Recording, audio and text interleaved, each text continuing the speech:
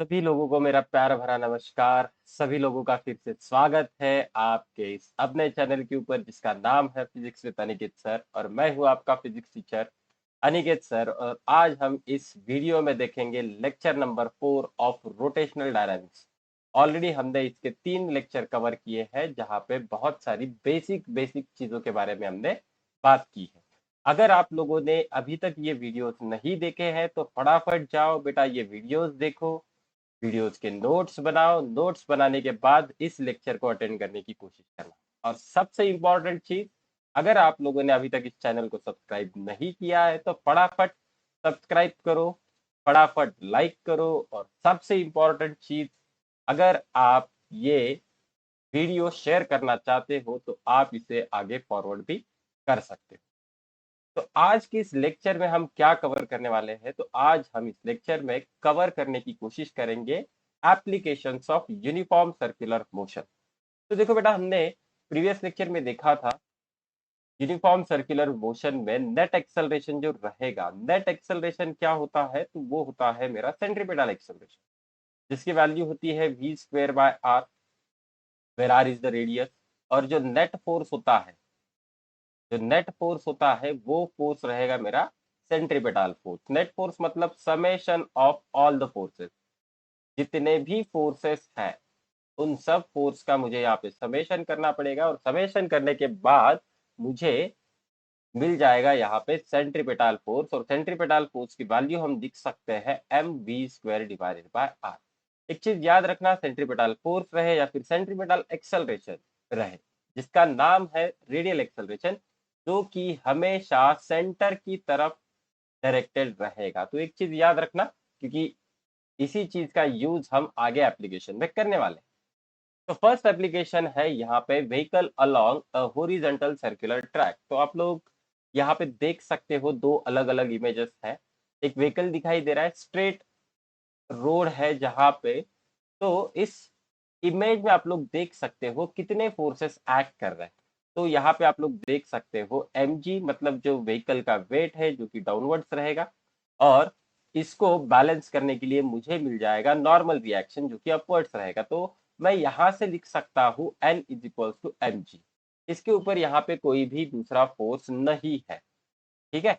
लेकिन जब मैं यहाँ पे कंसिडर करता हूँ हॉरिजॉन्टल सर्कुलर ट्रैक, तो आप लोग देख सकते हो यहाँ पे एक एक्स्ट्रा फोर्स आ रहा है, that is force due to the friction. आप लोग यहाँ पे देख सकते हो डायग्राम में। अगर मैं यहाँ पे उसे दिखाने की कोशिश करूँ तो ये जो फोर्स ऑफ फ्रिक्शन है between the tyre and road, जो कि डायरेक्टेड रहेगा towards the centre of this circular track. ये सर्कुलर ट्रैक है तो इस ट्रैक के सेंटर की तरफ ये फ्रिक्शनल फोर्स मेरा काम करता रहेगा।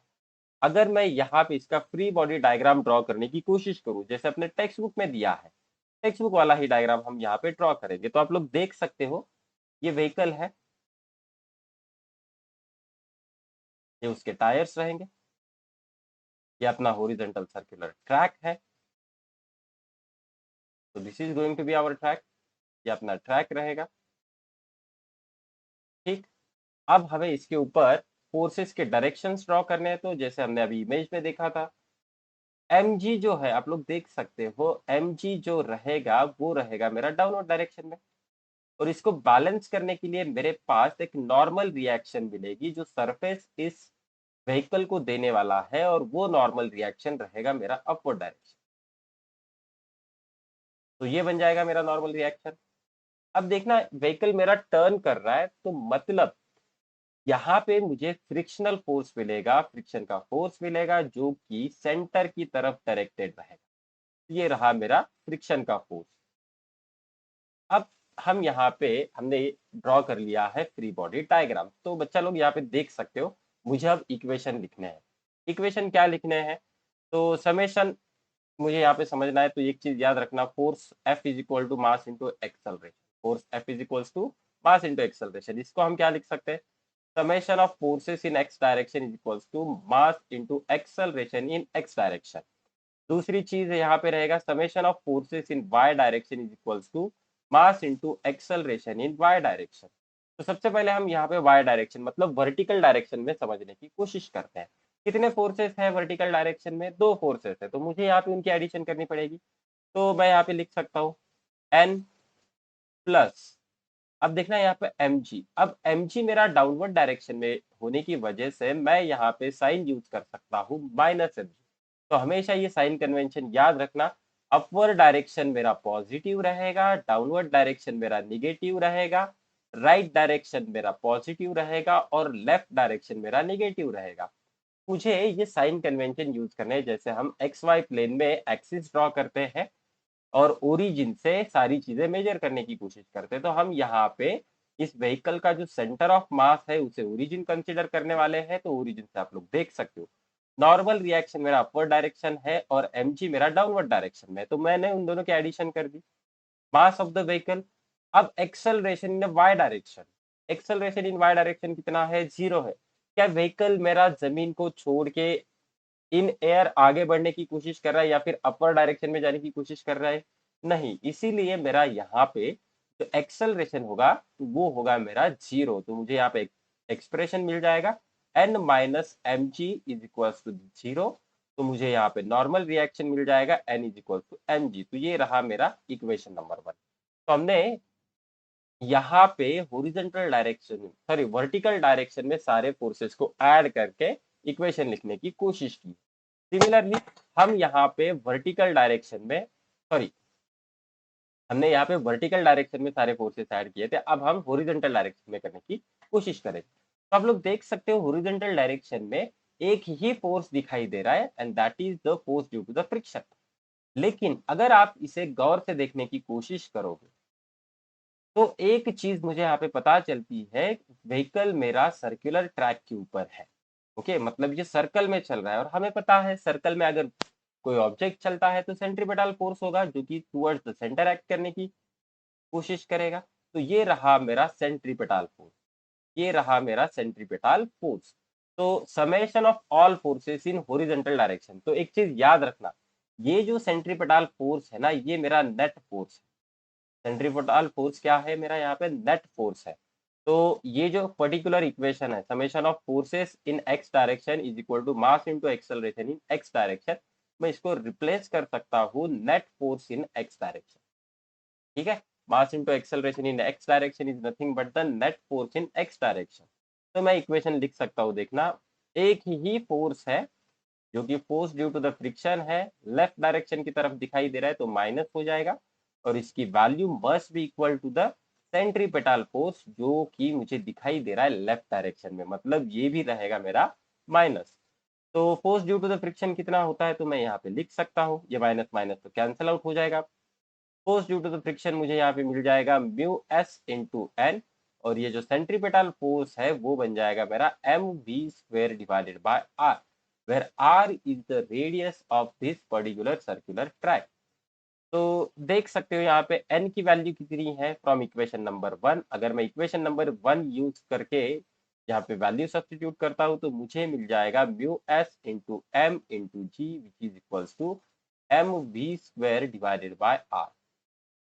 तो यहाँ पे आप लोग देख सकते हो मास कैंसल आउट हो जाएगा, मुझे यहाँ पे स्पीड की वैल्यू मिल जाएगी, वेलोसिटी की वैल्यू मिल जाएगी V square is equals to mu S capital R into G. अब यहाँ पे आप लोग देख सकते हो मुझे एक एक्सप्रेशन मिल रहा है, कौन सा एक्सप्रेशन मिल रहा है? तो ये वेलोसिटी, ये जो हॉरिजॉन्टल सर्कुलर ट्रैक के ऊपर वेलोसिटी है उसकी वैल्यू मिलने वाली है and that value is equals to v is equal to under root of mu S into R into G. तो आप लोग देख सकते हो वेलोसिटी जो डिपेंड कर रही है सिर्फ एक पार्ट के ऊपर डिपेंड करेगी, that is coefficient of static friction between the tyres and the road surface. ऐसा क्यों? क्योंकि रेडियस ट्रैक का हमेशा कांस्टेंट रहेगा, acceleration due to gravity constant रहेगा। तो इसका मतलब क्या है, हॉरिजॉन्टल वेलोसिटी किस पार्ट के ऊपर डिपेंड कर रही है? तो हॉरिजॉन्टल वेलोसिटी मेरी डिपेंड कर रही है यहाँ पे सिर्फ और सिर्फ कोएफिशिएंट ऑफ स्टैटिक फ्रिक्शन के ऊपर। ओके, और ये जो वेलोसिटी मुझे यहाँ पे मिलेगी ये मिल जाएगी मुझे मैक्सिमम वेलोसिटी। ये क्या है? तो this is the maximum velocity on the horizontal circular track. मैं इसे यहाँ पे लिख सकता हूँ वी मैक्स। सिंपल वाला डेरिवेशन है, 2 मार्क का ये क्वेश्चन रहेगा, ध्यान से इसे करना। कंस्ट्रक्शन हम लिख सकते हैं, डायग्राम हम ड्रॉ करके सारे फोर्सेस हम यहाँ पे लिख सकते हैं। नेक्स्ट, तो मैक्सिमम स्पीड मुझे यहाँ पे मिल गई। आगे बढ़ते हैं। आगे है मेरा यहाँ पे second application, that is wall of death, या फिर हम इसे ही कहते हैं वेल ऑफ डेथ, और हिंदी में हम इसे कहेंगे मौत का कुआं। आप लोगों ने फन फेयर में देखा होगा इस तरह से दो तीन लोग अलग अलग व्हीकल्स लेके इस पर्टिकुलर सिलेंडर में, ये सिलेंड्रिकल स्ट्रक्चर है जहाँ पे गोल गोल घूमने की कोशिश करते हैं। ठीक, तो वॉल ऑफ डेथ क्या है? तो बेसिकली वॉल ऑफ डेथ मेरा एक वर्टिकल सिलेंडर है। अगर मैं उसे ड्रॉ करने की कोशिश करूँ, देखना अच्छी तरह से डायग्राम ड्रॉ करेंगे हम। यहाँ पे एक सिलेंडर है मेरे पास,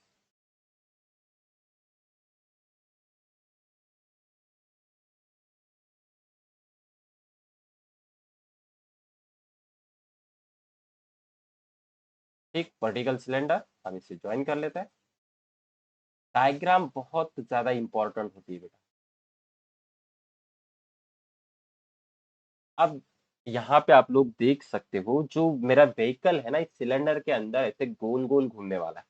तो मैं उसका भी यहाँ पे थोड़ा सा डायग्राम ड्रॉ कर लेता हूँ। मान के चलते कि ये जो रेड कलर का मैं एक सर्कल यहाँ पे ड्रॉ कर रहा हूँ, तो ये क्या है, इस पाथ के ऊपर मेरा व्हीकल गोल गोल घूमने वाला है। दूसरी चीज, अब देखना हर वक्त ये व्हीकल इस सिलेंडर के साथ कांटेक्ट में रहेगा, ये कुछ इस तरह से। अब मुझे यहाँ पे फोर्सेस के डायरेक्शन ड्रॉ करने हैं, तो सबसे पहले हम यहाँ पे mg ड्रॉ कर सकते हैं, जो हमें पता है mg रहेगा मेरा डाउनवर्ड डायरेक्शन, mg रहेगा मेरा डाउनवर्ड डायरेक्शन। ठीक, तो ये बना मेरा mg। अब गौर से देखना यहाँ पे, नॉर्मल रिएक्शन कहाँ पे मिलता है? जब दो सरफेस मेरे कांटेक्ट में हो तब मुझे यहाँ पे नॉर्मल मिलता है। तो नॉर्मल मुझे कहाँ पे मिलेगा? तो I will get the normal at this. तो फिर मैं इसे कुछ इस तरह से यहाँ पे शो कर सकता हूँ। यहाँ पे नॉर्मल रिएक्शन, अब मुझे नॉर्मल रिएक्शन निकालना है जो सरफेस व्हीकल के ऊपर दे रहा है। तो ये जो नॉर्मल रिएक्शन मुझे मिलेगा, तो ये नॉर्मल रिएक्शन मिलेगा जो कि चल रहा है सेंटर की तरफ, तो ये बन जाएगा मेरा नॉर्मल रिएक्शन। अब देखना, अगर यहाँ पे हम फ्रिक्शन के बारे में बात करें, तो व्हीकल मेरा ऐसे गोल गोल घूम रहा है। अगर मेरे पास मिनिमम स्पीड नहीं होता तो व्हीकल मेरा क्या होगा, ऑटोमेटिकली नीचे आने की कोशिश करेगा। मतलब friction force, force due to the friction कहाँ पे एक्ट करेगा? Force due to the friction will act in upward direction. Friction का जो फोर्स यहाँ पे होगा, that force will act in upward direction. मतलब फोर्स ऑफ फ्रिक्शन मेरा कुछ इस तरह से चलेगा। ठीक है, तो ये बना मेरा force due to the friction. Force due to the friction की वैल्यू कितनी होती है? Force due to the friction की वैल्यू रहेगी mu S into n. Force due to the friction कितना रहेगा मेरे पास? वो रहेगा म्यू एच इंटू एन। अब हम थोड़ा सा इसको समझने की कोशिश करते हैं। व्हीकल मेरा यहाँ पे होरिजेंटल सर्कल कर रहा है, मतलब यहाँ पे सेंट्रीपेटल फोर्स आएगा। यहाँ पे क्या आएगा? Centripetal force. और इसको बैलेंस कौन कर रहा है? तो सेंट्रीपेटल फोर्स देखना, सेंट्रीपेटल फोर्स जो दिखाई देगा मुझे इस डायरेक्शन में दिखाई देगा, this is the direction of the centripetal force. इसको बैलेंस कौन कर रहा है? इसको बैलेंस कर रहा होगा नॉर्मल रिएक्शन। तो बैलेंस कर रहा होगा नॉर्मल रिएक्शन, तो मैं डायरेक्टली लिख सकता हूँ normal reaction n is equal to centripetal force. अगर साइन के साथ यूज करें तो ये बन जाएगा minus n is equal to minus F c. F c is nothing but the centripetal force. तो ये मुझे मिल जाएगा n is equal to f c. F c की वैल्यू कितनी रहेगी? तो वो रहेगी बेटा m we square divided by r. ठीक है, अब मैं यहाँ पे वर्टिकल डायरेक्शन में इक्वेशन लिखने की कोशिश करता हूँ। वर्टिकल डायरेक्शन में इक्वेशन मुझे मिल जाएगा F s minus M G is equals to zero. F s minus M G is equals to zero, जैसे हमने प्रीवियसली किया था। वर्टिकल डायरेक्शन में कोई एक्सेलरेशन नहीं है, तो force due to the friction यहाँ पे बैलेंस हो रहा है मेरा फ्रिक्शनल फोर्स के साथ। मुझे यहाँ पे force due to the friction मिल जाएगा F S is equals to M G. F H की वैल्यू कितनी है? हमें फॉर्मूला पता है, एफ एच की वैल्यू है mu S into N which is equals to M G. अब मैं यहाँ से n की वैल्यू ऑब्टेन कर सकता हूँ। n is equals to M g divided by mu s. ये वैल्यू उठाओ और यहाँ पे इस पर्टिकुलर इक्वेशन में सब्स्टिट्यूट कर देना। ये मुझे मिल जाएगा m g divided by mu s which is equals to M we square divided by are. तो आप लोग देख सकते हो एम एम कैंसल आउट हो जाएगा, मुझे यहाँ पे वी स्क्वेयर मिलेगा, v square is equals to r into g divided by mu s. अभी आप लोग यहाँ पे पूछोगे कि सर आर क्या है, तो आप लोग देख सकते हो ये जो सर्कुलर पाथ यहाँ पे परफॉर्म कर रहा है ना, इस सर्कुलर पाथ की ये आर रेडियस रहेगी, रेडियस रहेगी। तो यहाँ पे मुझे क्या मिल रहा है, v square equals to r g divided by mu s. अब थोड़ा सा हम यहाँ पे बाउंड्री कंडीशन के बारे में बात करेंगे। Force due to the static friction जो होगा ना, फोर्स ड्यू टू फ्रिक्शन, ये हमेशा इज ऑलवेज लेस देन और इक्वल टू, लेस देन और इक्वल टू हमेशा रहेगा इस केस में। ठीक, समझ में आ रहा है? तो force due to the static friction is always less than और equal to mu S into N. तो यहाँ पे हम एन की वैल्यू निकाल सकते हैं। एन की वैल्यू अगर मैं निकालने की कोशिश करूं तो चलो ऐसा, इसे एक काम करते हैं, ऐसे लिख देते हैं। तो ये कंडीशन है, ये कंडीशन मुझे याद रखनी है, इंपॉर्टेंट कंडीशन है। यहाँ पे तो हमने डेरिवेशन कर दिया था, लेकिन अब हम यहाँ पे बाउंड्री कंडीशन अप्लाई करने की कोशिश कर रहे हैं। तो मुझे क्या मिला, force due to the static friction is less than और equal to the mu S into N. एक काम करते, यहाँ से n की वैल्यू हम सब्स्टिट्यूट कर सकते हैं। अब इस पर्टिकुलर एक्सप्रेशन में देखना, n की वैल्यू सब्स्टिट्यूट कर देंगे। n की वैल्यू कितनी है, तो n की वैल्यू मुझे मिलेगी M we square divided by R, और force due to the static friction की वैल्यू कितनी है, एम जी। अब लोग देख सकते हो ये m कैंसल आउट हो जाएगा, मुझे यहाँ पे वी स्क्वेयर की वैल्यू मिलेगी, ऐसे लिख सकते हैं, जी आर इधर चला गया, ये म्यू एस यहाँ पे चला गया, और ये मुझे मिल जाएगा लेस देन और equal to the v square. तो वी स्क्वायर की वैल्यू मुझे मिल रही है, या फिर वी की वैल्यू मिलने वाली है, वी इज ग्रेटर देन और equal to t r divided by mu s, t r divided by mu s. अब देखना, वी की value under root of g are divided by mu s, ये चीज है। मतलब अगर मुझे सर्कुलर मोशन करना है कुछ इस तरह से, वॉल ऑफ डेथ रहे या फिर मौत का कुआं रहे, तो मेरी जो स्पीड होनी चाहिए ना व्हीकल की, that speed must be greater than under root of g are divided by mu s. तो मैं यहाँ पे लिख सकता हूँ मिनिमम स्पीड कितनी होनी चाहिए व्हीकल के पास, जिसके वजह से वो नीचे ना गिरे, तो वो मुझे मिल जाएगा G are divided by mu S. समझ में आ रहा है ये चीज? तो ये सिंपल सेकंड एक्सप्रेशन यहाँ पे रहेगा, सेकंड डेरिवेशन अपना यहाँ पे रहेगा। फर्स्ट डेरिवेशन में हमें मैक्सिमम स्पीड मिलती है, सेकंड डेरिवेशन में हमें मिनिमम स्पीड मिलती है।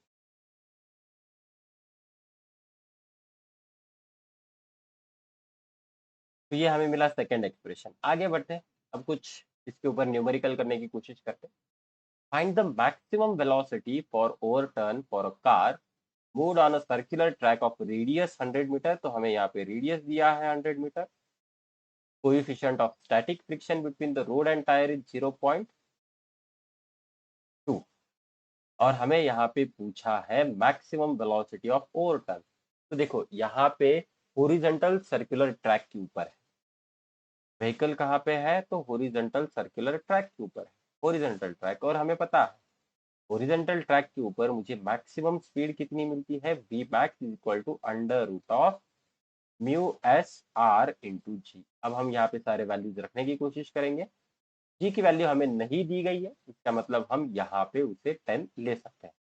म्यू एस बन रहा है ये 0.2, रेडियस है मेरे पास 100, और जी की वैल्यू है मेरे पास 10। तो अगर हम इसे सॉल्व करने की कोशिश करें तो ये मिल जाएगा √2 इंटू 100, तो ये आ जाएगा √2 इंटू 10। √2 की वैल्यू कितनी होती है, तो वो होती है 1.414 इंटू 10। मतलब मुझे यहाँ पे मिल जाएगा 14.14 मीटर पर सेकेंड। ठीक है, तो ऑप्शन आप लोग देख सकते हो, यहाँ पे एक ही ऑप्शन मैच हो रहा है, that is option number 4 correct रहेगा। सिंपल था, स्ट्रेट फॉरवर्ड क्वेश्चन था। Next, when the road is dry and the coefficient of friction is mu, the maximum speed of a car in a circular path is 10 metre पर second. तो हमें V max दिया है 10 metre पर, और friction दिया है μ1 which is equals to mu. आगे क्या, if the road becomes wet and new friction की वैल्यू दी गई है μ2 which is equals to mu dash, और ये बन जाएगा mu divided by 2। Then the maximum speed permitted. तो आप लोग यहाँ पे देख सकते हो हॉरिजॉन्टल सर्कुलर ट्रैक पे रेडियस कांस्टेंट होता है और जी भी कांस्टेंट है अपने पास। तो इसका मतलब जो है मैक्सिमम स्पीड जो है, that maximum speed is directly proportional to the root of static friction. तो हम इसी चीज का यूज करेंगे यहाँ पे। तो ये बन जाएगा we max 2 divided by V max 1 is equals to μ2 divided by mu two की वैल्यू कितनी है, तो वो है मेरे पास μ/2, और μ1 की वैल्यू है मेरे पास म्यू। तो आप लोग देख सकते हो ये म्यू कैंसिल, ये मुझे मिल जाएगा अंडर रूट ऑफ 1/2। हमें यहाँ पे निकालना है maximum speed, second maximum speed. तो ये मुझे मिल जाएगा we max 2 is equals to v max 1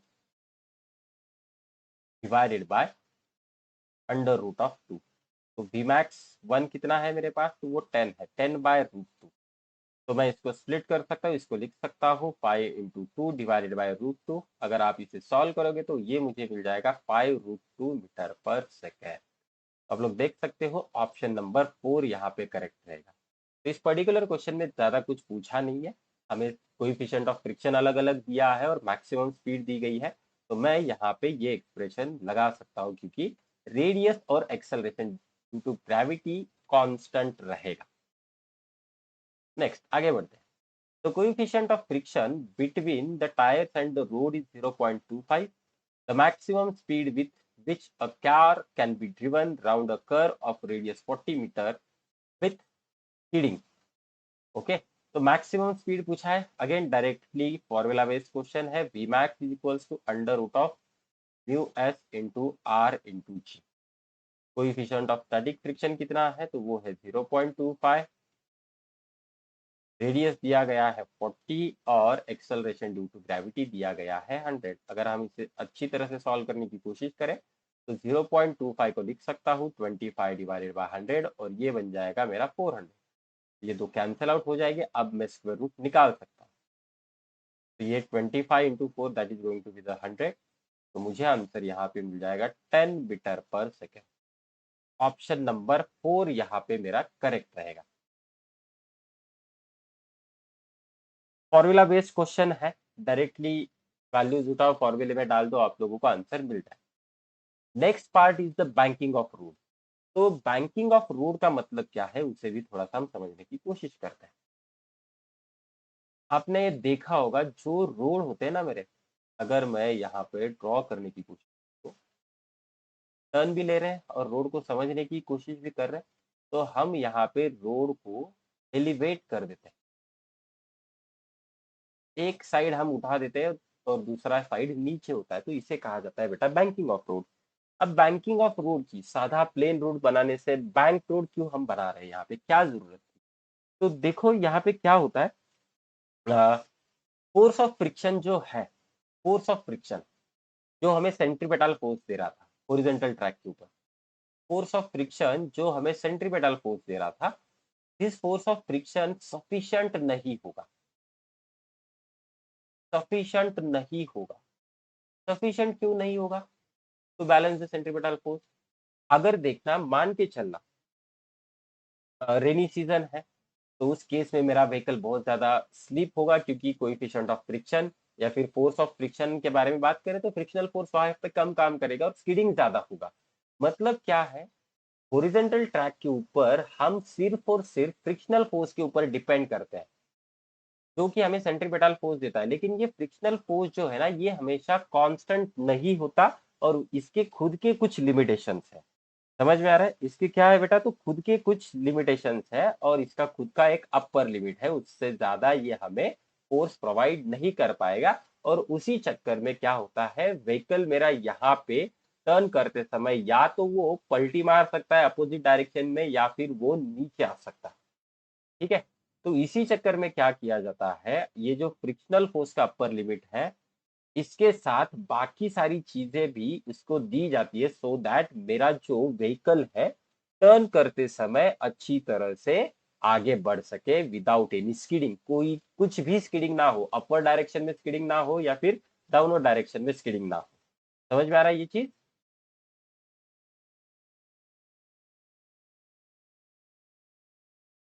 तो अब हम यहाँ पे डिफाइन कर देते हैं एंगल ऑफ बैंकिंग। समझ लेना, एंगल ऑफ बैंकिंग। हम क्या करने वाले हैं, आउटर एज को, अगर मेरा कर्ड पाथ है, कर्ड रोड जो होते हैं ना हमेशा एलिवेटेड होते हैं एक साइड से। तो यहाँ पे आप लोग देख सकते हो मैंने आउटर एज को उठा दिया है compare to the inner edge. तो मतलब ये जो डायग्राम आप लोग देख पा रहे हो, अगर मैं उसे जूम करने की कोशिश करूँ तो ये कुछ इस तरह से मुझे मिलेगा।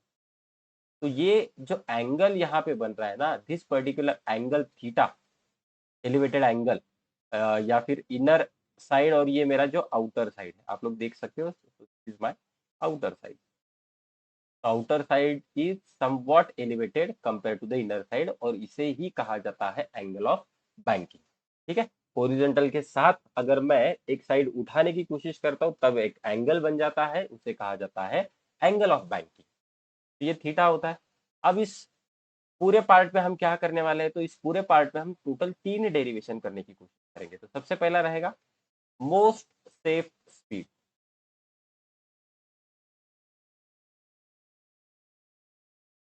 दूसरा डेरिवेशन रहेगा लोअर स्पीड लिमिट।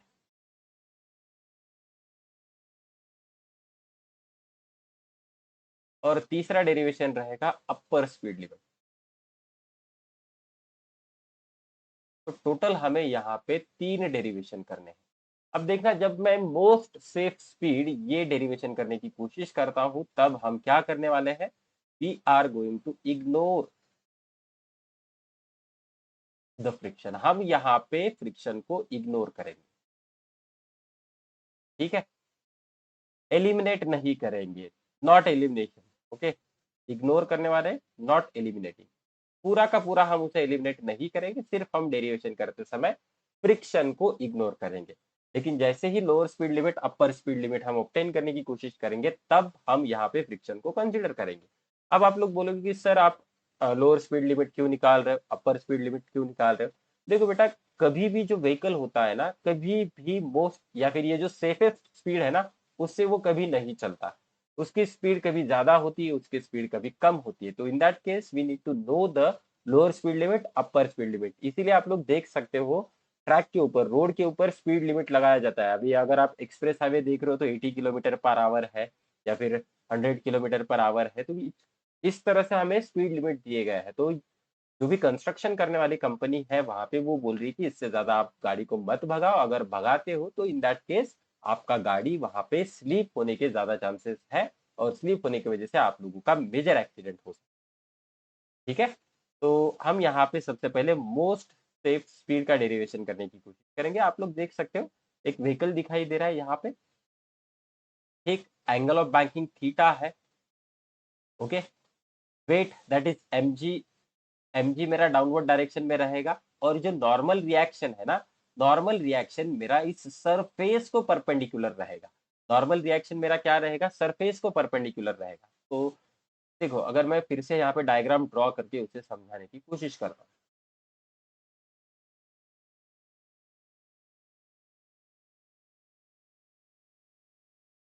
चलो, इस तरह से है, this is my angle of banking. ये क्या है, मेरा यहाँ पे व्हीकल है।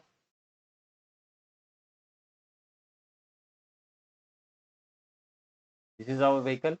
अब क्या होने वाला है, तो mg जो रहेगा that is weight, will be in the downward direction, mg। और ये जो नॉर्मल रिएक्शन है ना, सरफेस को नॉर्मल रहेगा।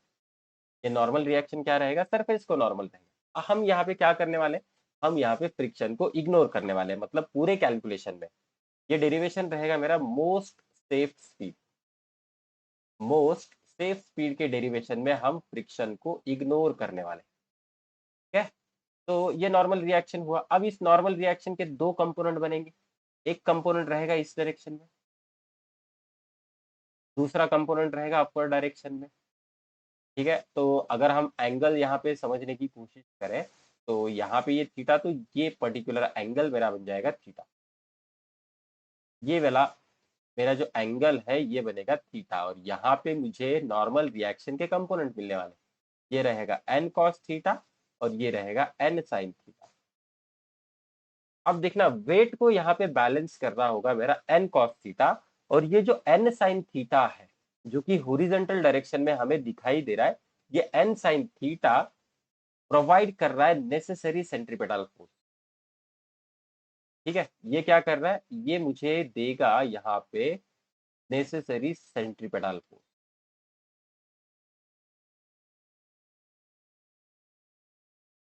इतना ही एक फोर्स है हॉरिजॉन्टल डायरेक्शन में, इतना ही फोर्स है जो कि सर्कुलर मोशन को गवर्न करने की कोशिश कर रहा है, और यही फोर्स मुझे क्या करेगा, तो सेंट्रीपिटल फोर्स देगा जो कि सर्कुलर मोशन के लिए नेसेसरी होता है। तो मैं इक्वेशन लिख सकता हूँ minus N sine theta. Minus क्यों बेटा, तो ये लेफ्ट डायरेक्शन में जा रहा है इसलिए minus. This is equals to the centripetal force. Again centripetal force कहाँ पे रहेगा, तो सेंट्रीपिटल फोर्स भी रहेगा मेरा इसी डायरेक्शन में, तो दोनों भी माइनस हो जाएंगे, तो मतलब क्या होगा, ये हो जाएगा n sine theta which is equals to the centripetal force. तो मैं यहाँ पे लिख सकता हूँ m we square divided by r. ये हुआ मेरा हॉरिजॉन्टल डायरेक्शन में। वर्टिकल डायरेक्शन में क्या लिख सकते हैं, वर्टिकल डायरेक्शन में हम यहाँ पे लिख सकते हैं N cos theta is equals to M g. N cos theta is equals to M G. तो मेरे पास दो इक्वेशन आ रहे हैं, इक्वेशन वन इक्वेशन टू। हम इन दोनों का रेशो ले लेते हैं, taking ratio of one and to.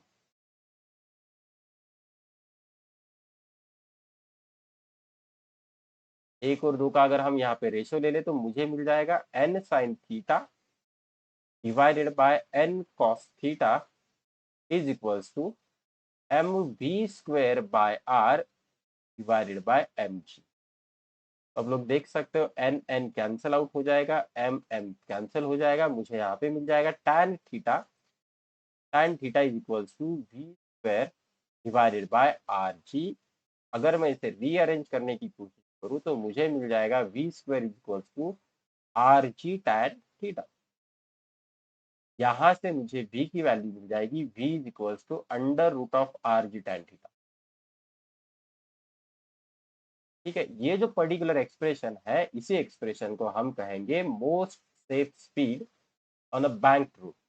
ये क्या है मेरा, तो ये रहेगा मेरा most safe speed on a bank route. Clear है। अब इसमें कुछ चीजें हैं जो हमें एग्जाम्पल में समझनी होगी।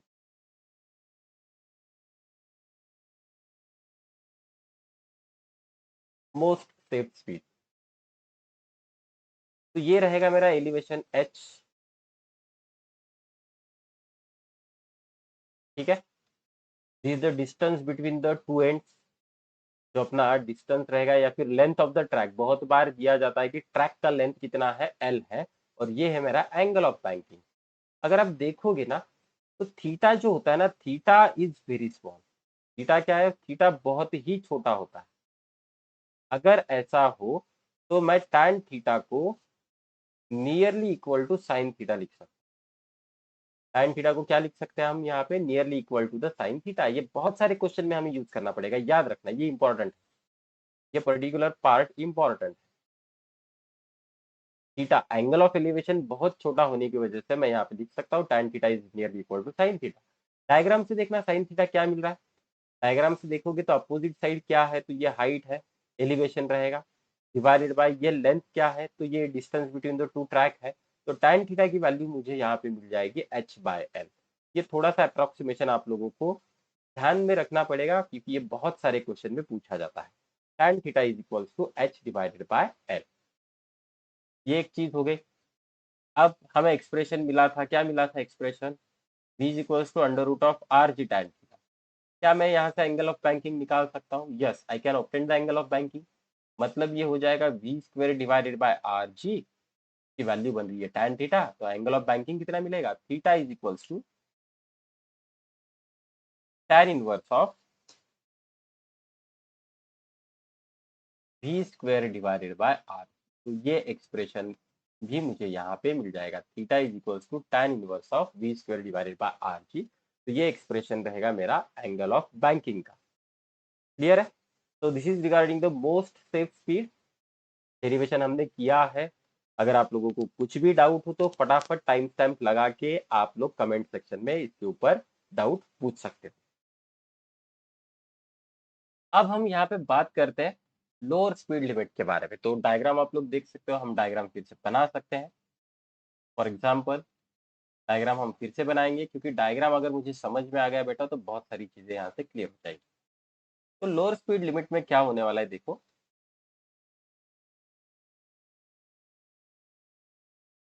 ये अपना व्हीकल है। अब देखना, अगर मेरा स्पीड सेफ स्पीड से कम होता है, अगर मेरा स्पीड सेफ स्पीड से कम होता है, तो इन दैट केस क्या होने वाला है, तो व्हीकल जो है, व्हीकल अपना आएगा नीचे की तरफ, व्हीकल खिसकते हुए आएगा मेरा नीचे की तरफ। तो इस केस में क्या होगा, अगर व्हीकल नीचे आ रहा है तो force due to the friction जो है, जो टायर और रोड के सरफेस के बीच में होगा, that force due to the friction will be in the upward direction. Force due to friction मेरा कहाँ पे रहेगा, अपवर्ड डायरेक्शन में रहेगा। समझ लेना ये चीज, ये इंपॉर्टेंट है, ये जरूरी है। Force due to the friction कहाँ पे रहेगा, तो force due to the friction रहेगा अपर डायरेक्शन में।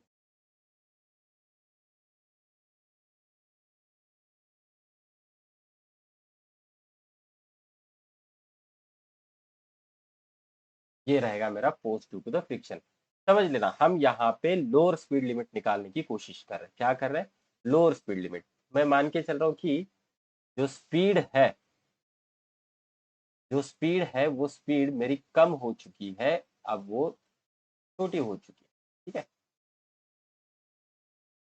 तो उसकी वजह से क्या हो रहा है, व्हीकल मेरा नीचे आने की कोशिश करेगा, और इस केस में जो फ्रिक्शन का फोर्स है, force due to the friction, वो लगेगा मेरा अपवर्ड डायरेक्शन में। तो ये बना मेरा force due to the friction. ये मेरा एंगल ऑफ बैंकिंग थीटा। जो चीजें हमें पता है उसे फटाफट ड्रॉ कर लेते हैं। हमें क्या क्या पता है, एम जी रहेगा मेरा डाउनवर्ड डायरेक्शन में, एम जी यहाँ पे देख सकते हो आप लोग, एम जी रहेगा मेरा डाउनवर्ड डायरेक्शन में। नॉर्मल रिएक्शन जैसे हमने प्रीवियसली किया था, ये नॉर्मल रिएक्शन रहेगा इस डायरेक्शन में। नॉर्मल रिएक्शन के अब दो टुकड़े बनने वाले हैं जो हमने किया था, एक रहेगा मेरा एन कॉस थीटा और दूसरा रहेगा एन साइन थीटा। तो नॉर्मल रिएक्शन आप लोग देख सकते हो, ये मेरा एन कॉस थीटा बनेगा और ये बनेगा मेरा N sine. Similarly force due to the friction जो है, force due to the friction के भी दो कंपोनेंट यहाँ पे बनेंगे। एक कंपोनेंट रहेगा मेरा इस डायरेक्शन में force due to the friction का, और दूसरा कंपोनेंट रहेगा मेरा अपर डायरेक्शन। तो हम यहाँ से कुछ इस तरह से उसे ड्रॉ कर सकते हैं। अब देखो ये सारे जो फोर्सेस है ना, किसी एक पॉइंट से हम ड्रॉ कर सकते हैं, ऐसा नहीं है कि नहीं कर सकते। Let's draw that.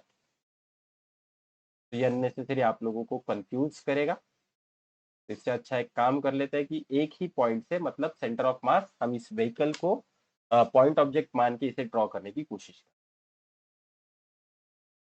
तो ये कुछ नॉर्मल रिएक्शन मेरा इस तरह से रहेगा। तो this is going to be our normal reaction. अगर आप लोगों को डायग्राम समझ में आता है तो बेटा आप लोगों का आधा काम यहीं पे खत्म हो जाएगा। तो नॉर्मल रिएक्शन के दो टुकड़े, एक रहेगा मेरा एन कॉस थीटा, दूसरा रहेगा मेरा एन साइन थीटा। तो ये है मेरा एन कॉस थीटा कंपोनेंट, ये है मेरा N sine theta component. Similarly अगर मैं यहाँ पे फ्रिक्शन के कंपोनेंट निकालने की कोशिश करूंगा, तो एक कंपोनेंट चलेगा इस डायरेक्शन में और दूसरा कंपोनेंट चलेगा मेरा अपवर्ड डायरेक्शन।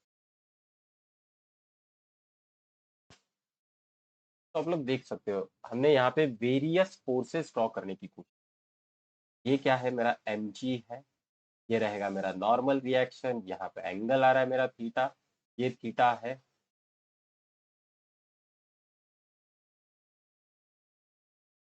ठीक, ये थीटा है तो यहाँ पे भी थीटा आ जाएगा।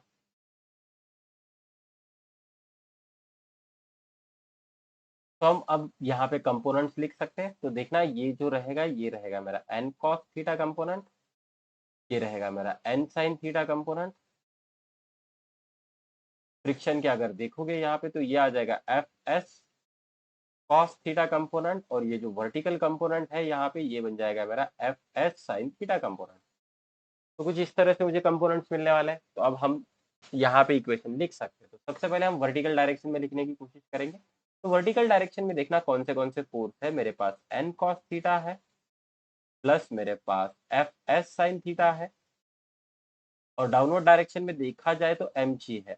सबका एडिशन अगर करोगे तो आंसर 0 आना चाहिए, क्योंकि वर्टिकल डायरेक्शन में मेरे पास कोई नेट एक्सेलरेशन नहीं है।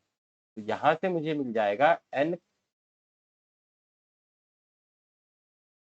Cos theta plus F S sine theta that is equals to M G. ये आ जाएगा मेरा एम जी। तो हम इसे इक्वेशन नंबर 1 मार्क कर देते हैं। नाउ इन हॉरिजॉन्टल डायरेक्शन, अब देखना हॉरिजॉन्टल डायरेक्शन में जब मैं लोअर स्पीड लिमिट ऑब्टेन करने की कोशिश कर रहा हूँ, तब हमने यहाँ पे फ्रिक्शन फोर्स को कंसीडर किया है। तो फ्रिक्शन का जो कंपोनेंट है हॉरिजॉन्टल डायरेक्शन में एफ एस कॉस थीटा और एन साइन थीटा, ये दोनों मिलके नेट फोर्स दे रहे हैं, और यही नेट फोर्स मेरा रहेगा सेंट्रीपिटल फोर्स। तो मतलब क्या हो रहा है, मैं यहाँ पे लिख सकता हूँ एफ एस कॉस थीटा जो कि राइट डायरेक्शन में चल रहा है इसीलिए positive, plus not plus sorry minus N sine theta. इन दोनों के एडिशन करने के बाद मुझे मिल जाएगा centripetal force F C that is M we square divided by are. तो ये मुझे मिला यहाँ पे इक्वेशन नंबर 2। तो देखो अपने पास दो इक्वेशन है, मुझे यहाँ पे v की वैल्यू ऑब्टेन करनी है, तो मुझे इसे सॉल्व करना पड़ेगा। सबसे पहले हम यहाँ पे एफ एस की वैल्यू रख देते हैं। एफ एस की वैल्यू होती है म्यू एस इंटू एन। तो दोनों इक्वेशन में रख देते हैं। इक्वेशन 1 फ्रॉम 1, ये मुझे मिल जाएगा N cos theta plus mu S into N sine theta is equals to M G. Next from equation number 2, तो ये क्या हो जाएगा, तो ये हो जाएगा mu S into N cos theta minus N sine theta which is equals to M we square divided by are. तो चलो हम इसे बना देते इक्वेशन नंबर 3, इक्वेशन नंबर 2। अब हमें रेशो लेना है। हम यहाँ पे क्या करेंगे, हम यहाँ पे रेशो लेने की कोशिश करेंगे। तो will take the ratio of equation number 4 to 3, taking ratio of 4/3, या फिर इस तरह से लिख सकते हैं टेकिंग रेशो इक्वेशन 4 का 3 के साथ रेशो लेने की कोशिश करेंगे। तो ये बन जाएगा M we square divided by are divided by M G which is equals to mu S into N cos theta minus N sine theta divided by N cos theta plus mu S N sine theta. अब देखना R H S पे हम यहाँ पे क्या करने वाले हैं, आर एच एस पे हम कॉस थीटा से डिवाइड कर देंगे। ये बन जाएगा mu S into N cos theta by cos theta minus N sine theta divided by cos theta. Numerator और डिनोमिनेटर में हम इसे करने की कोशिश करेंगे। क्या आ जाएगा, N cos theta divided by cos theta plus mu S into N sine theta divided by cos theta. अब देखो यहाँ पे क्या क्या कैंसल आउट होने वाला है। अब लोग देख सकते हो एन कॉमन है, तो एन ऊपर और नीचे से कैंसल आउट हो जाएगा। दूसरी चीज cos theta cancel, cos theta cancel. तो ये क्या लिख सकते हैं हम इस इक्वेशन को, एल एच एस पी भी देखो, मास भी कैंसल आउट हो रहा है, तो मुझे यहाँ पे क्या मिलेगा, तो मुझे यहाँ पे मिल जाएगा V square divided by are G. आगे लिख देते हैं V square divided by are G. क्या क्या बाकी है अपने पास, तो अपने पास बाकी है mu S minus tan theta, mu S minus tan theta divided bye, नीचे आप लोग देख सकते हो यहाँ पे मुझे मिलने वाला है 1 plus mu S tan theta, 1 plus mu S tan theta. Clear है ये चीज, तो आप लोग देख सकते हो। थोड़ा सा हमें यहाँ पे फर्स्ट, ओके, 3 और 4 साइन थोड़ा सा हमें देखना पड़ेगा। एन कॉस थीटा कहाँ पे हमने गड़बड़ कर दी, उल्टा लिख दिया है क्या कहीं पे, लेट्स सी। तो आप लोग देख सकते हो इक्वेशन नंबर 2 को ध्यान से देखना, इक्वेशन नंबर 2 को हमने यहाँ पे गड़बड़ कर दी है, कुछ चीज हमने मिसिंग कर दी है। तो ये जो सेंट्रीपेटल फोर्स है ना, ये सेंट्रीपेटल फोर्स भी मेरा लेफ्ट डायरेक्शन में चल रहा है, मतलब यहाँ पे जो है माइनस साइन आना चाहिए, यहाँ पे माइनस साइन आना चाहिए, तो ये गड़बड़ हुई है। तो हम यहाँ पे देखो, यहाँ पे हम माइनस साइन ऐड कर देते हैं, तो यहाँ पे भी माइनस आ जाएगा। ठीक है, तो इस पर्टिकुलर एक्सप्रेशन को ये बन जाएगा minus V square divided by are G. तो ये मुझे मिलेगा, ये माइनस अगर मैं आगे भेज दूं तो ये बन जाएगा V square divided by are G which is equals to tan theta minus mu S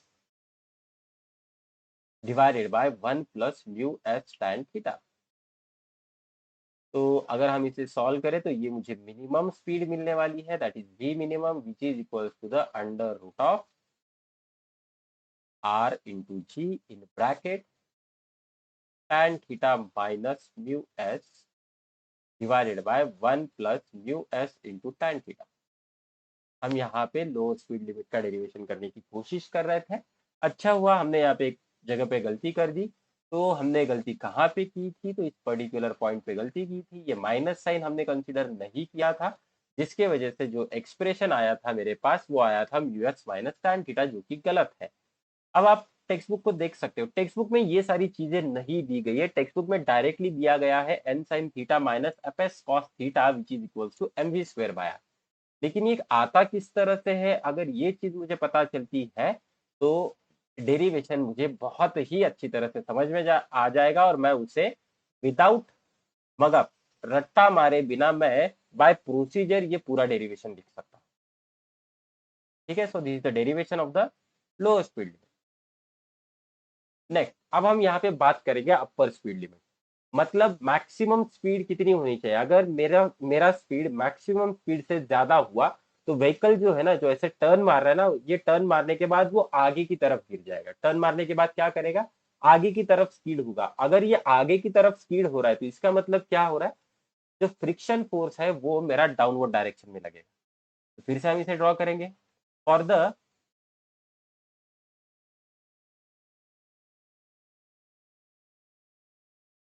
upper speed limit. Upper speed limit के लिए देखना, फ्रिक्शन जो है, force due to the friction जो रहेगा अपने पास, that force is acting in a downward direction, वो डाउनवर्ड डायरेक्शन में एक्ट कर रहा हूँ। ठीक है, क्योंकि व्हीकल स्किड करके आगे गिरने वाला है तो फ्रिक्शन का फोर्स जो रहेगा वो मेरा नीचे वाले डायरेक्शन में रहेगा। तो यहाँ पे मुझे मिल जाएगा force due to the friction. तो फटाफट इसे ड्रॉ करने की कोशिश करते हैं। तो ये रहेगा मेरा force due to the friction. Next, M G, हम एम जी को ड्रॉ कर सकते हैं। एम जी रहेगा मेरा डाउनवर्ड डायरेक्शन में, जैसे कि हमने प्रीवियसली भी किया था।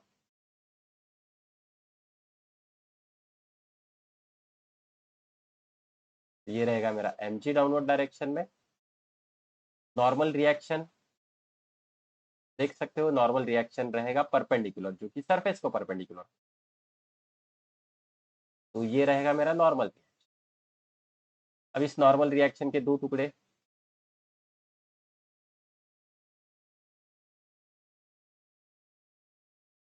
डायग्राम समझना बहुत जरूरी है। मैं फिर से बोल रहा हूँ, अगर ये डायग्राम समझ में नहीं आते हैं तो बेटा आप लोगों को ये डेरिवेशन बिल्कुल समझ में नहीं आएगा।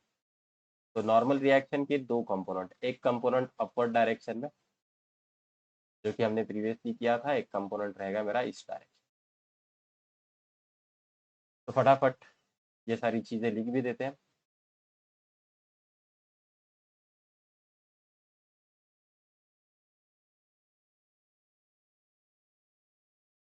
तो ये रहेगा मेरा नॉर्मल, ये रहेगा मेरा एम जी, ये रहेगा force due to the friction, यहाँ पे एंगल रहेगा अपने पास थीटा, ये बनेगा एन कॉस थीटा, एरो भी मार्क कर देते हैं, ये बनेगा मेरा एन साइन।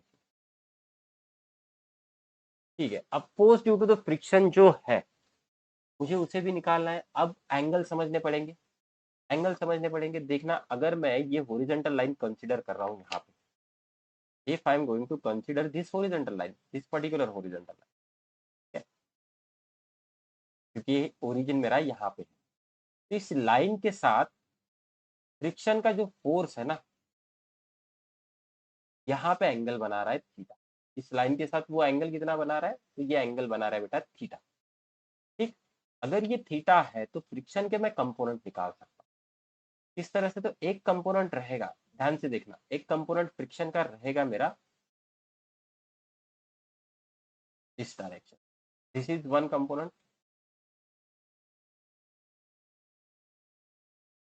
एक कंपोनेंट रहेगा ये फ्रिक्शन का, और दूसरा कंपोनेंट जो है जो नीचे वाले डायरेक्शन में चले।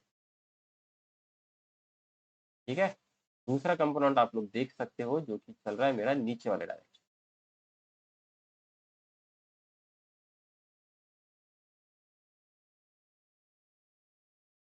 तो फ्रिक्शन के मुझे यहाँ पे मिल गए दो कंपोनेंट, एक रहेगा मेरा, ये रहेगा मेरा एफ एस साइन थीटा, और यहाँ पे ये कंपोनेंट बनेगा मेरा एफ एस कॉस थीटा।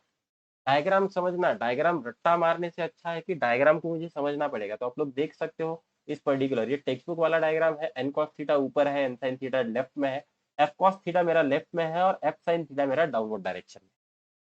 ठीक है, तो अब मुझे यहाँ पे लिखने हैं इसके इक्वेशन। तो सबसे पहले हम वर्टिकल डायरेक्शन में लिखने की कोशिश करते हैं।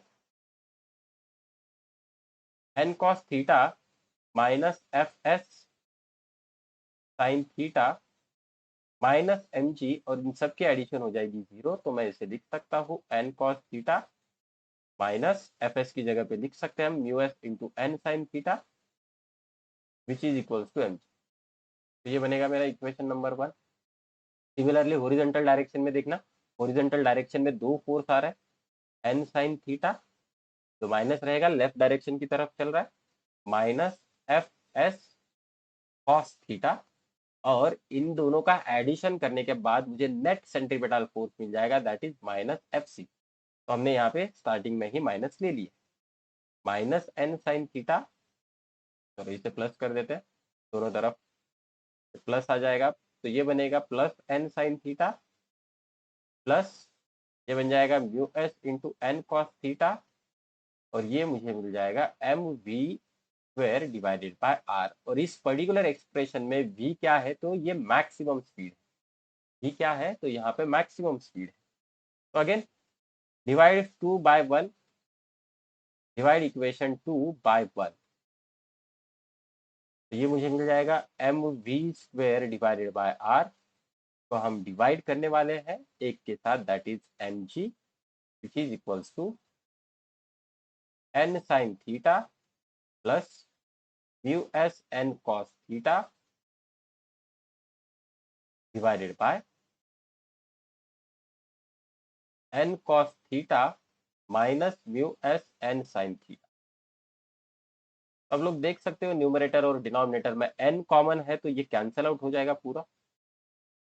फिर से मैं यहाँ पे इसे कॉस थीटा से डिवाइड करने वाला हूँ इस पर्टिकुलर एक्सप्रेशन को, तो ये आ जाएगा sign theta divided by cos theta plus mu S cos theta divided by cos theta. इसको हम डिवाइड कर देंगे, cos theta divided by cos theta minus mu S sine theta divided by cos theta. अब लोग देख सकते हो cos theta वाले टर्म्स 1 हो जाएंगे, sine theta by cos theta बनेगा मेरा tan थीटा, तो ये मुझे मिल जाएगा tan theta plus mu S divided by 1 minus mu S tan theta. ठीक है, आप लोग देख सकते हो यहाँ पे m कैंसिल आउट हो रहा है LHS पे। तो एक्सप्रेशन जो मुझे मिलेगा, that expression is equals to V square divided by are G, आ जाएगा मेरे पास tan theta plus mu S divided by 1 minus mu S into tan theta. अगर आप इसे सॉल्व करने की कोशिश करोगे तो मुझे मिल जाएगा maximum speed which is equals to under root of are G in bracket tan theta plus mu S divided by 1 minus mu S tan theta. तो ये बन रहा है मेरा मैक्सिमम वेलोसिटी का एक्सप्रेशन। तो आप लोग देख सकते हो, अगर मैं यहाँ पे डायग्राम ड्रॉ कर पा रहा हूँ अच्छी तरह से, तो इसका मतलब क्या है कि ये पूरा का पूरा डेरिवेशन मैं अच्छी तरह से कर पा रहा हूँ। ठीक है, आगे बढ़ते हैं। नेक्स्ट पार्ट है बेटा अपने पास कोनिकल पेंडुलम। तो इन शॉर्ट समझने के लिए मैं इस कोनिकल पेंडुलम को नाम देता हूँ या फिर मैं इसे बोलता हूँ बर्थडे वाला टू। अपने पास तीन पेंडुलम है। एक रहेगा सिंपल पेंडुलम। आप लोग देख सकते हो यहाँ पे एक डायग्राम दिखाई दे रहा है ना। ये जो डायग्राम है ना, ये पर्टिकुलर डायग्राम है मेरा सिंपल पेंडुलम। ठीक है, मतलब ये ऑसिलेट कर रहा है मेरा कुछ इस तरह से। और यहाँ पे दूसरा डायग्राम आप देख पा रहे हो, ये क्या कर रहा है, मैंने एक पॉइंट फिक्स करके रखा है। अब पेंडुलम का मतलब क्या है, एक स्प्रिंग रहेगा जो कि हम मासलेस स्प्रिंग कंसीडर करते हैं, फ्रिक्शनलेस स्प्रिंग कंसीडर करते हैं, जिसको हम एक ऑब्जेक्ट या फिर बॉब कनेक्ट करते हैं और उसे कुछ इस तरह से घुमाने की कोशिश करेंगे, तो ये बन रहा है मेरा सिंपल पेंडुलम। लेकिन मुझे चाहिए क्या यहाँ पे कोनिकल पेंडुलम। मैं अब इसको सीधा ऐसे वर्टिकल प्लेन में नहीं घुमाऊंगा, मैं इसे हॉरिजॉन्टल प्लेन में घुमाऊंगा। ओके, तो ये बनेगा मेरा कोनिकल पेंडुलम। तो कोनिकल पेंडुलम का मतलब क्या है, तो बर्थडे वाली टोपी। तो आप लोग देख सकते हो यहाँ पे राइट इमेज जो दिखाई दे रहा है आप लोगों को स्क्रीन के ऊपर, तो ये है मेरा कोनिकल पेंडुलम। इसका हम डेरिवेशन करने की कोशिश करेंगे, हम यहाँ पे इसका टाइम पीरियड फाइंड आउट करेंगे। फटाफट कर देते हैं। तो ये देखो, ये अपना सपोर्ट है। यहाँ से हमने क्या किया है, एक स्प्रिंग ली है, लटका दिया है, और मैं अब इसे हॉरिजॉन्टल सर्कल में घुमाने की कोशिश कर। ठीक है, कुछ इस तरह से। इनिशियली इस तरह से था, अब मैं उसको घुमा रहा हूँ। समझ लेना, ये चीज समझना बहुत इंपॉर्टेंट है। अब उसका पोजीशन यहाँ पे, दिस द पोजीशन। अब यहाँ पे मेरा बॉब आ चुका है, एक एंगल बन रहा है वर्टिकल के साथ। ये एंगल रहेगा मेरा थीटा। ये रहेगा मेरा एंगल थीटा। मैंने यहाँ पे मास कंसीडर किया है एम। तो आप लोग देख सकते हो एम जी मेरा डाउनवर्ड डायरेक्शन में रहेगा, और टेंशन इन द स्प्रिंग, जहाँ पे पॉइंट ऑफ सस्पेंशन है ना, उस डायरेक्शन में टेंशन इन द स्प्रिंग मेरा डायरेक्टेड रहेगा। अब यहाँ पे सवाल आता है कि किसके कंपोनेंट बनाने, टेंशन के कंपोनेंट बनाने हैं या एमजी के कंपोनेंट बनाने। तो देखना, एमजी के कंपोनेंट बनाने की जरूरत नहीं है, क्योंकि हम बॉब को हॉरिजॉन्टल सर्कल में घुमा रहे। अगर ग्राउंड का रेफरेंस लेके इसे समझने की कोशिश करें, ये मेरा ग्राउंड है, ये क्या है मेरा ग्राउंड। आप लोग देख सकते हो यहाँ पे जो हाइट है, यही हाइट मेरा इस डायरेक्शन में भी होगा। ये दोनों हाइट्स क्या है मेरे, सेम है। मतलब क्या है, through out that circular path अगर देखोगे, तो इस बॉब का जो हाइट है ना ग्राउंड से, वो हमेशा कांस्टेंट रहेगा। अगर हाइट मेरा कांस्टेंट है तो एक्सेलरेशन ड्यू टू ग्रेविटी हमेशा कांस्टेंट रहेगा। इसका मतलब यही है कि मुझे इस mg के दो कंपोनेंट नहीं बनाने हैं, टेंशन इन द स्प्रिंग के यहाँ पे दो कंपोनेंट बनाने। लेकिन यही केस अगर मैं सिंपल पेंडुलम ले लेता हूँ, this is the simple pendulum, ये सिंपल पेंडुलम मेरा यहाँ पे आ चुका है। तो आप लोग देख सकते हो ग्राउंड आप यहाँ पे कंसीडर करोगे, तो ये वाला हाइट और ये वाला हाइट, यहाँ पे हाइट डिफरेंस है। यहाँ पे क्या है, हाइट डिफरेंस है। तो मतलब यहाँ पे जी अलग होगा और यहाँ पे जी अलग होगा, क्योंकि हाइट का डिफरेंस है। और इसी की वजह से हम यहाँ पे mg के दो कंपोनेंट बनाते हैं, ना कि टेंशन इन द स्ट्रिंग। तो mg के दो कंपोनेंट बनाएंगे, एक कंपोनेंट इस डायरेक्शन में जाएगा तो ये मोस्टली mg cos थीटा होता है, और दूसरा कंपोनेंट जो होता है इस डायरेक्शन में रहेगा, जो रहेगा मेरा mg sin थीटा। तो this is for the simple pendulum. लेकिन कोनिकल पेंडुलम में हम क्या करने वाले हैं, टेंशन इन द स्प्रिंग के कंपोनेंट बनाएंगे, ना कि mg के। तो mg मेरा एक ही रहेगा। तो टेंशन इन द स्ट्रिंग, तो आप लोग देख सकते हो यहाँ पे ये टेंशन, ये थीटा है तो ये भी बन जाएगा थीटा, ये मुझे मिल जाएगा टी कॉस थीटा। और ये जो टी साइन थीटा है, जो कि सेंटर की तरफ डायरेक्टेड है, this T sine theta is directed toward the centre which will provide us the necessary centripetal force, that is T sine theta is equals to minus fc which is equals to minus mv square by r। इसे ही हम लिख सकते हैं M R omega square. Next, ये रहेगा मेरा length of the string, ये total length रहेगा स्ट्रिंग का टोटल लेंथ। और ये जो रेडियस आप लोग देख पा रहे हो, तो this is the radius of this circular path. तो ये माइनस माइनस प्लस हो जाएगा, यहाँ पे माइनस लिखना बाकी है, तो ये आ जाएगा T sine theta is equals to M R omega square. Next, दूसरा इक्वेशन मिलेगा T cos theta minus M G is equals to 0। ये मुझे मिल जाएगा T cos theta is equals to M G. Again equation 1 और equation 2 है मेरे पास, इन दोनों का रेशियो ले लेते हैं। T sine theta divided by T cos theta is equals to M R omega square divided by M G. M M cancel हो जाएगा, टी टी कैंसिल हो जाएगा। अब यहाँ पे मुझे tan थीटा लिखना नहीं है, मुझे अब साइन थीटा की वैल्यू निकालनी है फ्रॉम द डायग्राम। मैं इसे रीअरेंज कर लेता हूँ। Sine theta equals to R omega square divided by G into cos theta.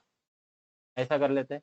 Diagram से देखना मैं साइन थीटा की वैल्यू ऑब्टेन कर लूंगा। साइन थीटा क्या दिखाई दे रहा है, अपोजिट साइड कितनी है आर, और एल क्या है तो हाइपोटेनियस, तो ये मुझे मिल जाएगा R by L which is equals to R omega square divided by G into cos theta. इससे क्या हो रहा है, मेरा आर और ये आर कैंसल आउट हो जाएगा। मुझे यहाँ पे ओमेगा स्क्वायर की वैल्यू मिल जाएगी। ओमेगा स्क्वायर की वैल्यू मिलने वाली है omega square is equals to G divided by L cos theta. अगर मैं स्क्वायर रूट लेने की कोशिश करूँ तो ये मुझे मिल जाएगा G divided omega is equals to under root में G divided by L cos theta, और ओमेगा की वैल्यू रहेगी 2 pi by T which is equals to under root of G divided by L cos theta. तो यहाँ पे मुझे time period मिल जाएगा pendulum का, कोनिकल पेंडुलम का, that is T is equals to 2 pi under root of L cos theta divided by G. तो this is the simple expression. ये क्या है, तो ये मेरा सिंपल एक्सप्रेशन रहेगा time period of the simple sorry conical pendulum. Okay, ठीक। तो आप लोग देख सकते हो ये सिंपल पेंडुलम है और ये मेरा कोनिकल पेंडुलम, जहाँ पे हमने टाइम पीरियड निकाला है T is equal to 2 pi under root of L cos theta by G. And in case of simple pendulum time period मुझे मिलता है time period t is equals to 2 pi under root of L by G. तो इन दोनों में difference देखना, इन दोनों में डिफरेंस क्या है, तो कॉस थीटा का डिफरेंस आप लोग देख सकते हो। ठीक, तो ये था अपना कोनिकल पेंडुलम का डेरिवेशन, और ये था अपना आज का सेशन। इसके जो न्यूमेरिकल्स रहेंगे, इसके न्यूमेरिकल्स हम वर्टिकल सर्कुलर मोशन का पार्ट होने के बाद न्यूमेरिकल्स करने की कोशिश करेंगे। तो बेटा आज के लिए रुकते हैं, फिर मिलते हैं अगले लेक्चर में।